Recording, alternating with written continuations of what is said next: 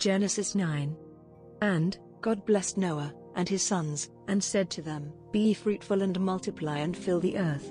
The fear of you, and the dread of you, shall be upon every beast of the earth, and upon every bird of the heavens, upon everything that creeps on the ground, and all the fish of the sea. Into your hand they are delivered. Every moving thing that lives shall be food for you. And, as I gave you the green plants, I give you everything. But you shall not eat flesh with its life, that is, its blood. And, for your lifeblood, I will require a reckoning. From every beast, I will require it, and from man, from his fellow man, I will require a reckoning for the life of man. Whoever sheds the blood of man, by man shall his blood be shed. For God made man in his own image. And you, be ye fruitful and multiply, teem on the earth, and multiply in it. Then God said to Noah and to his sons with him, Behold, I establish my covenant with you and your offspring after you, and with every living creature that is with you, the birds, the livestock, and every beast of the earth with you, as many as came out of the ark. It is for every beast of the earth. I establish my covenant with you, that never again shall all flesh be cut off by the waters of the flood, and never again shall there be a flood to destroy the earth. And God said, This is the sign of the covenant that I make between me, and you, and every living creature that is with you, for all future generations. I have set my bow in the cloud, and it shall be a sign of the covenant between me and the earth. When I bring clouds over the earth, and the bow is seen in the clouds, I will remember my covenant, that is between me and you and every living creature of all flesh. And the waters shall never again become a flood to destroy all flesh. When the bow is in the clouds, I will see it and remember the everlasting covenant between God and every living creature of all flesh that is on the earth. God said to Noah, This is the sign of the covenant that I have established between me and all flesh that is on the earth. The sons of Noah, who went forth from the ark, were Shem, Ham, and Japheth. Ham was the father of Canaan. These three were the sons of Noah, and from these the people of the whole earth were dispersed. Noah began to be a man of the soil, and he planted a vineyard. He drank of the wine, and became drunk, and lay uncovered in his tent. And Ham, the father of Canaan, saw the nakedness of his father, and told his two brothers outside. Then Shem and Japheth took a garment, laid it on both their shoulders, and walked backward, and covered the nakedness of their father. Their faces were turned backward, and they did not see their father's nakedness. When Noah awoke from his wine and knew what his youngest son had done to him, he said, Cursed be Canaan. A servant of servants shall he be to his brothers. He also said, Blessed be the Lord, the God of Shem. And let Canaan be his servant. May God enlarge Japheth. And let him dwell in the tents of Shem. And let Canaan be his servant. After the flood, Noah lived 350 years. All the days of Noah were 950 years, and he died.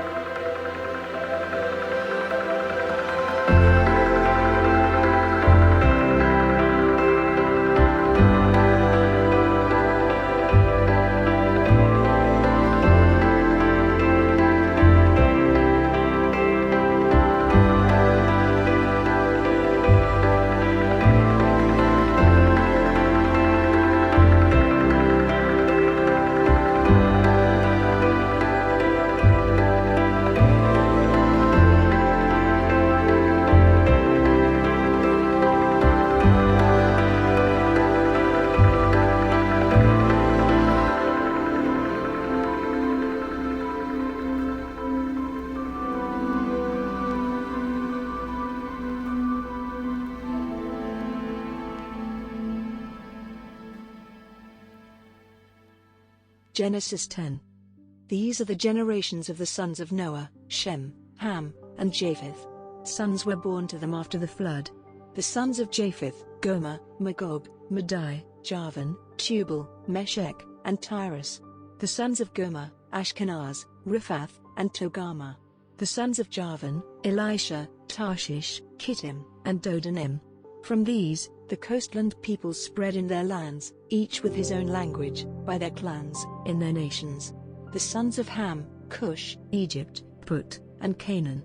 The sons of Cush, Seba, Havilah, Sabta, Raamah, and Sabteka. The sons of Raamah, Sheba and Dedan. Cush fathered Nimrod. He was the first on earth to be a mighty man. He was a mighty hunter before the Lord.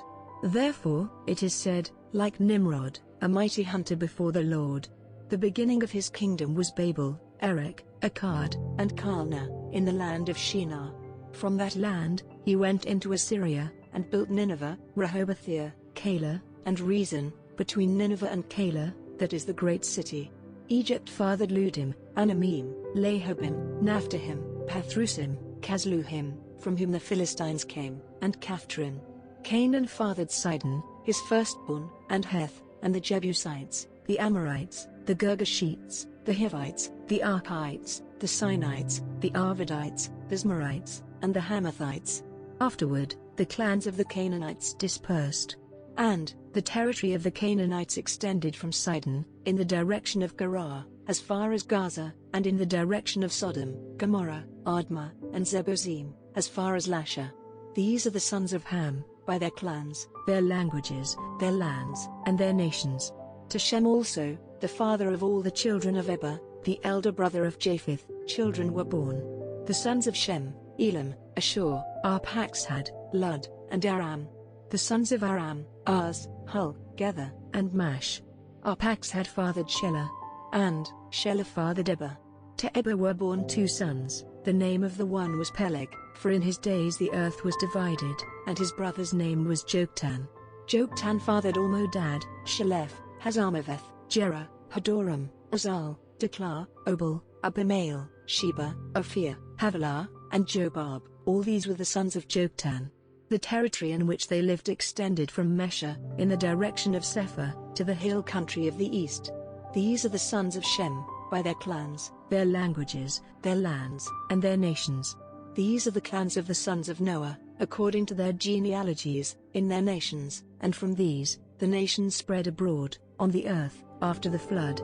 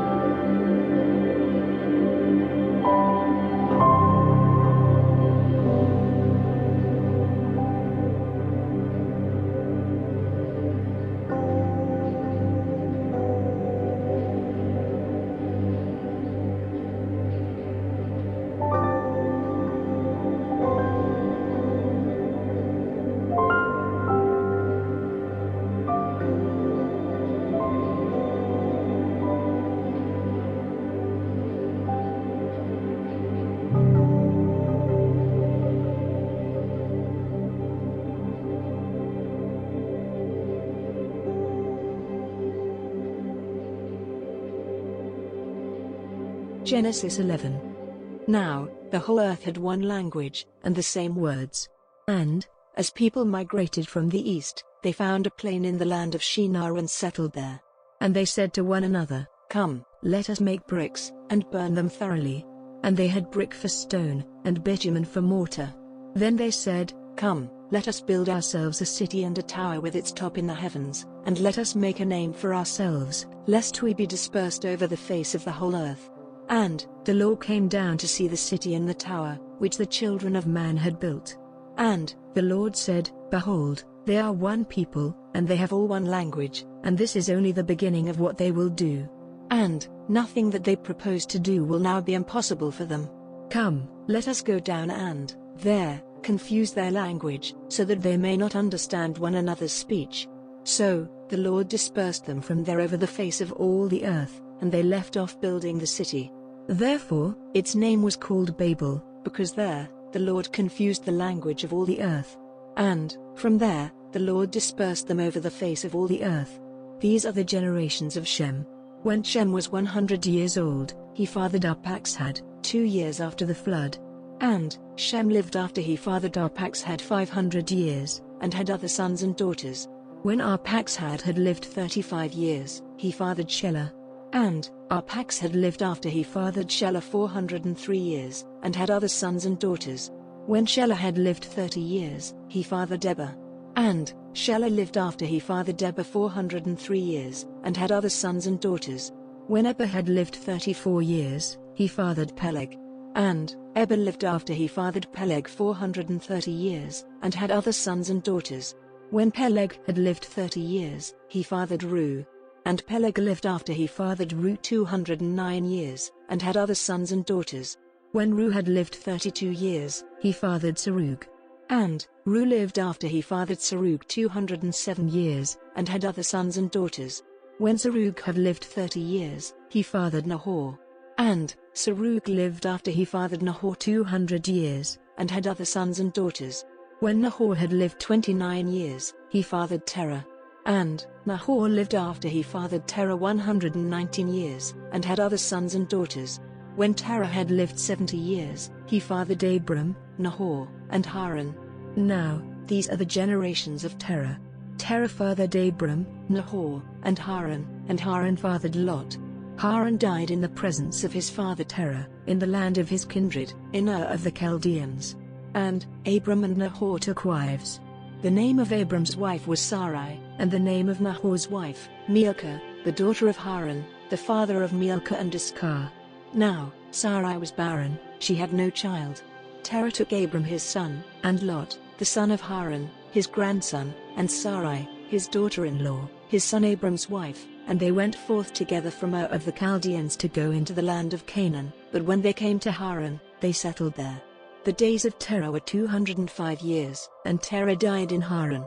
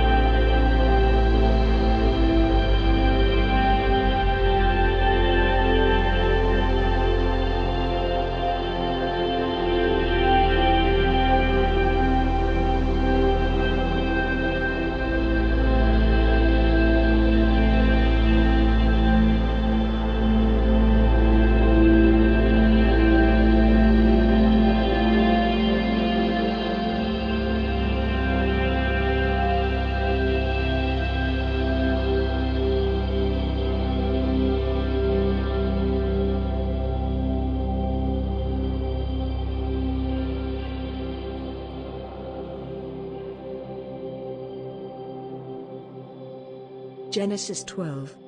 Now, the Lord said to Abram, "Go from your country, and your kindred, and your father's house, to the land that I will show you. And I will make of you a great nation, and I will bless you, and make your name great, so that you will be a blessing. I will bless those who bless you, and him who dishonors you, I will curse, and in you, all the families of the earth shall be blessed." So Abram went, as the Lord had told him, and Lot went with him. Abram was 75 years old when he departed from Haran. And Abram took Sarai, his wife, and Lot, his brother's son, and all their possessions that they had gathered, and the people that they had acquired in Haran, and they set out to go to the land of Canaan. When they came to the land of Canaan, Abram passed through the land to the place at Shechem, to the oak of Moreh. At that time, the Canaanites were in the land. Then the Lord appeared to Abram and said, "To your offspring I will give this land." So he built there an altar to the Lord, who had appeared to him. From there, he moved to the hill country on the east of Bethel, and pitched his tent, with Bethel on the west, and Ai on the east. And there he built an altar to the Lord, and called upon the name of the Lord. And Abram journeyed on, still going toward the Negeb. Now there was a famine in the land. So Abram went down to Egypt to sojourn there, for the famine was severe in the land. When he was about to enter Egypt, he said to Sarai, his wife, "I know that you are a woman beautiful in appearance, and when the Egyptians see you, they will say, 'This is his wife.' Then they will kill me, but they will let you live. Say, 'You are my sister,' that it may go well with me because of you, and that my life may be spared for your sake." When Abram entered Egypt, the Egyptians saw that the woman was very beautiful. And when the princes of Pharaoh saw her, they praised her to Pharaoh. And the woman was taken into Pharaoh's house. And for her sake, he dealt well with Abram, and he had sheep, oxen, male donkeys, male servants, female donkeys, and camels. But the Lord afflicted Pharaoh and his house with great plagues because of Sarai, Abram's wife. So Pharaoh called Abram and said, "What is this you have done to me? Why did you not tell me that she was your wife? Why did you say, 'She is my sister,' so that I took her for my wife? Now then, here is your wife, take her, and go." And Pharaoh gave men orders concerning him, and they sent him away with his wife, and all that he had.